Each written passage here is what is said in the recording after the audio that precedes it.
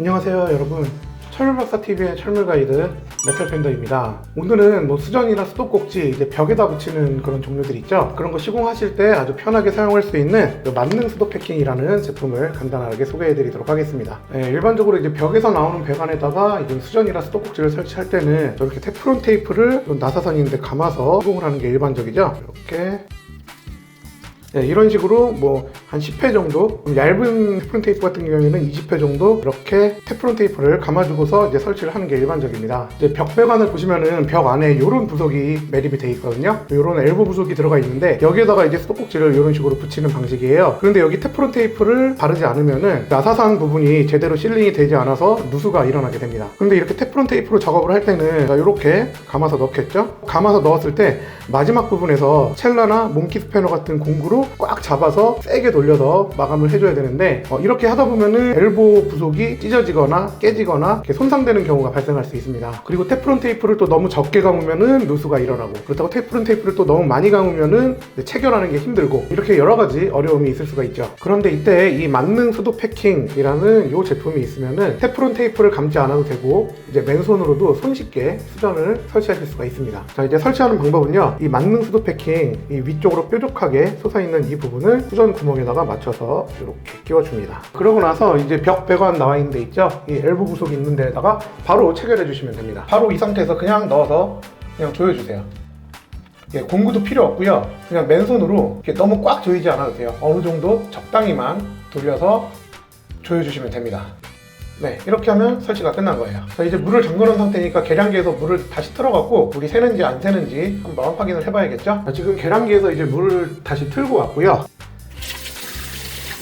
물도 잘 나오고요. 그리고 이음새에 누수도 없이 완벽하게 교체가 된 것 같습니다. 실제로 이렇게 수도꼭지를 교체를 하다 보면은 맨 마지막에 이 각도를 잡아주는 게 되게 어렵거든요. 여러분들이 원하는 각도를 맞출 때 이 테프론 테이프로 작업을 한 경우에는 시계 방향으로 돌리면서 조절하는 건 상관이 없는데, 시계 반대 방향으로 이렇게 돌리면은 바로 누수가 발생하게 됩니다. 이렇게 시계 반대 방향으로 돌려야 될 때는 아예 수도꼭지를 풀고 테프론 테이프 다 벗겨낸 다음에 다시 감고 다시 끼워주고, 이런 식으로 해야 돼서 특히 수전을 많이 설치해보지 않은 분들, 수도꼭지 많이 작업 안 해보신 분들은 수도꼭지 하나 설치하면서 테프론 테이프 작업을 3번, 4번, 몇 번씩 이렇게 반복하는 경우를 많이 봤거든요. 그런데 오늘 보신 것처럼 이 만능 수도 패킹을 사용하시면은 초보자분들도 이제 수전 설치를 쉽게 하실 수 있을 것 같고요. 전문가분들도 작업 시간을 훨씬 짧게 절약해서 사용을 하실 수 있을 것 같습니다. 그리고 방금 전에는 이제 일반 수도꼭지에다 제가 이거 붙여서 테스트를 해봤는데 여러분들 벽에다가 붙이는 수도 부속들 있죠? 예를 들면 이런 앵글 밸브에도 마찬가지로 이렇게 끼워서 작업을 하시면 되고요. 샤워기 수전이라든가 아니면은 싱크대, 벽에 붙이는 싱크대 수전 있죠?